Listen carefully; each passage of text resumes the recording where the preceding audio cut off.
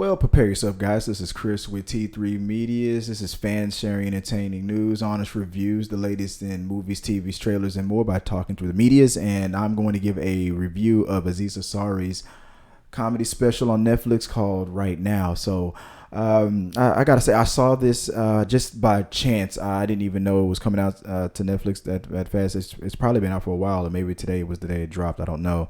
But when I last checked my Netflix on my phone, just looking around to watch, I think Madam Secretary, I bumped into Aziz and I said, "Oh!" I stopped everything. I said, "I'm watching this. The kids were distracted, so let me sit in this kitchen and just watch it on my phone."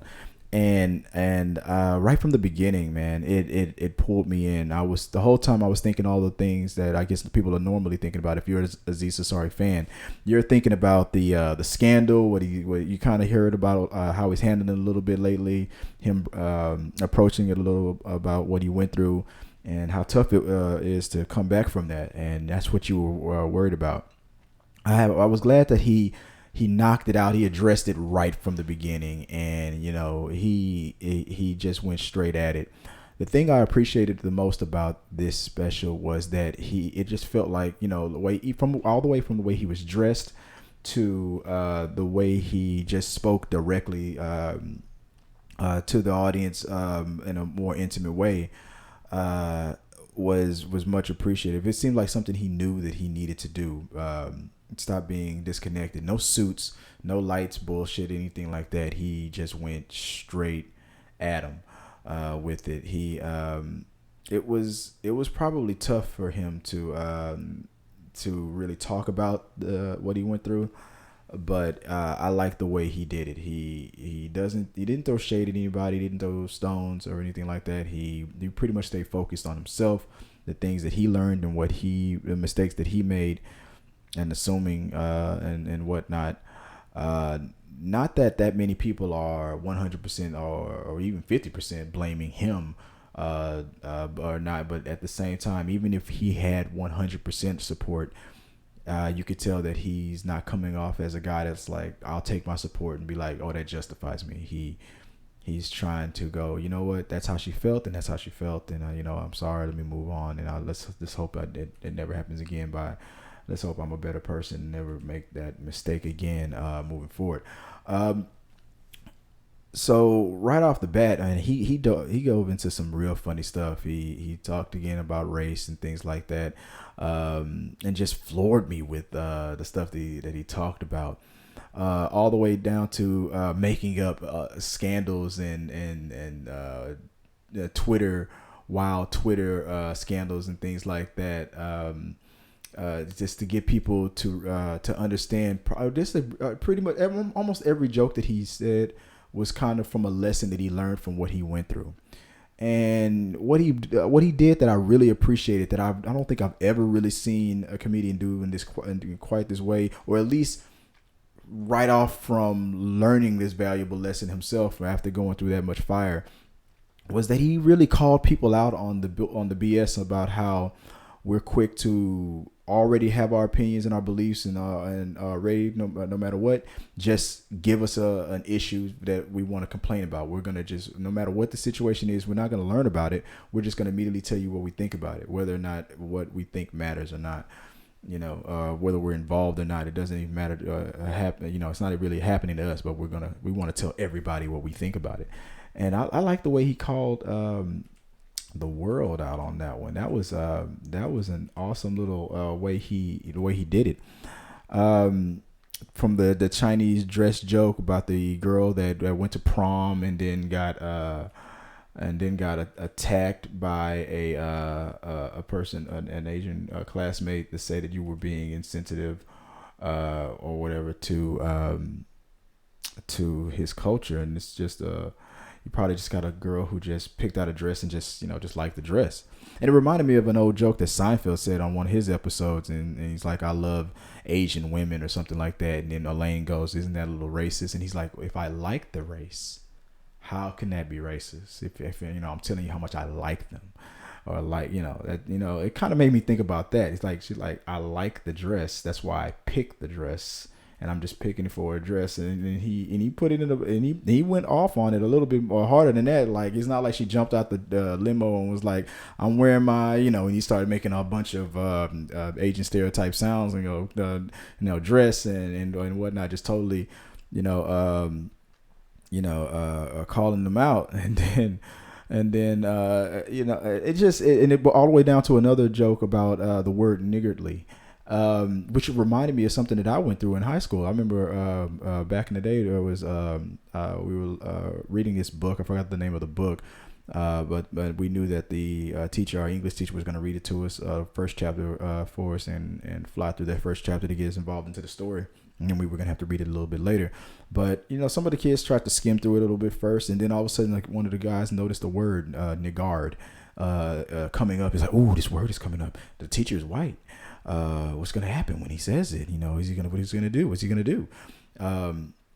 One thing that I don't know about your friends, but one thing in my friends and people I grew up with, in that situation, the one thing that'll seem more racist is how you approach something like that. And if you act squeamish about it, we're gonna get more offended that way.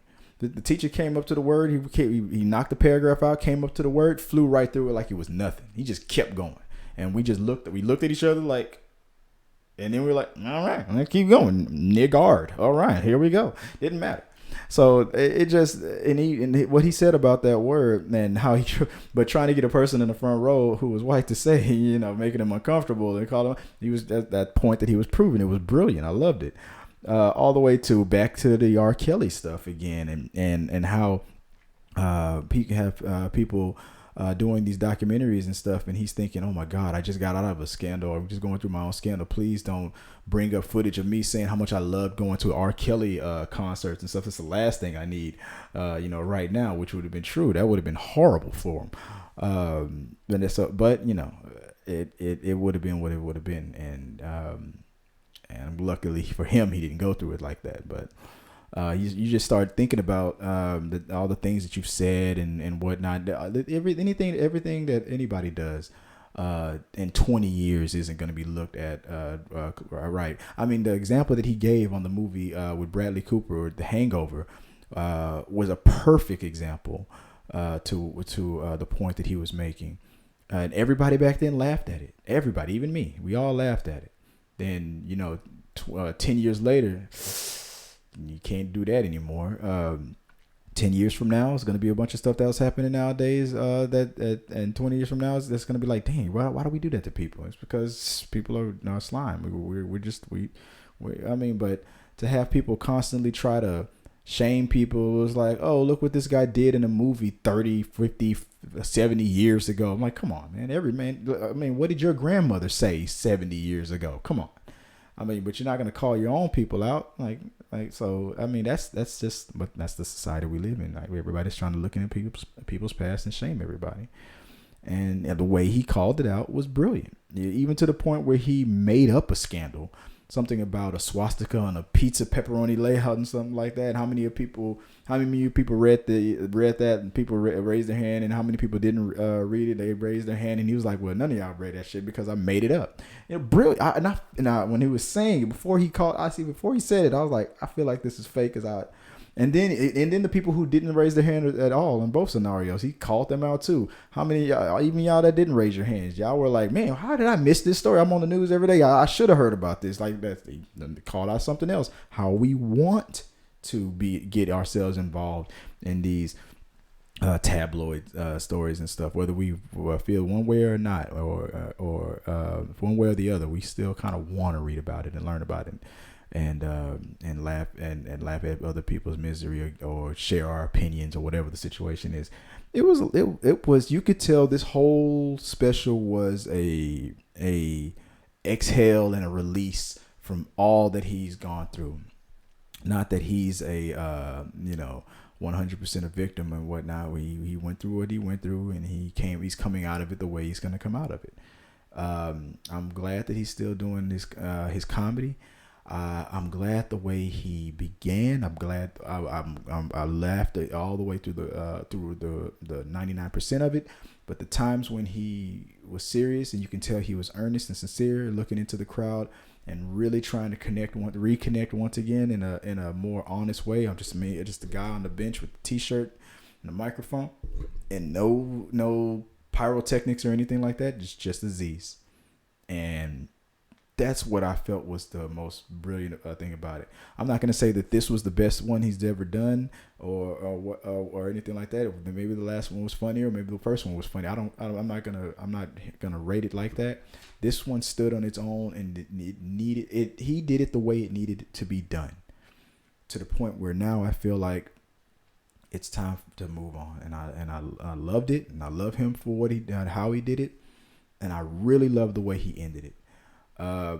It was perfect, and I feel the only person I really feel bad about for now is those people in the front row that kind of called out. Dan, if you watch this review, sorry man, you look like you were just the guy for this special. It was funny, but I'm glad everybody out there was troopers, even the ones he called out. It was you could tell it was a fun time. You can tell that it was therapeutic for him.